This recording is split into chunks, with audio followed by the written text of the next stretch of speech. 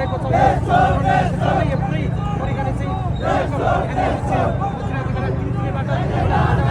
सानो बोला अहिले चाहिँ के अवस्था होला यो मोर्चा सानो मोर्चा भन्न मिल्दैन यो पूर्व निर्धारित कार्यक्रम हो यो भनेको राज्य सत्ता सम्हालेका मान्छेहरूबाट विधिष्ठित मान्छेहरू उहाँबाट वक्कतिको भएका मान्छेहरूले आफ्नो एउटा होस यो तय भइसकेको कार्यक्रमलाई काउन्टर दिन राज्य सत्तामै बसेको आफ्नो लिएको मान्छेले हठात आज फेरि अर्को आन्दोलनको घोषणा उसै दिन उसै समयमा गर्नुपर्ने अवस्था कसरी आयो यसैबाट सिधा नेपालीले पनि भन्न सक्दछ यो एउटा हताश मनस्थिति हो डराएको मनस्थिति हो यो राष्ट्रवादी शक्तिहरूको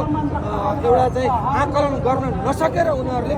हताश मनस्थितिमा लिएको निर्णय हो भनेपछि राजा आउने बित्तिकै काया पलट्ने हुन्छ राजा आयो भने एउटा अभिभावक हुन्छ देशको अभिभावक सच्चा भयो भने घरमा बसेर कर्म बुहारीले बुहारीको कर्म नातिले नातिको कर्म गर्छ कर्म अनुसारको फल उनीहरूले पाउँछ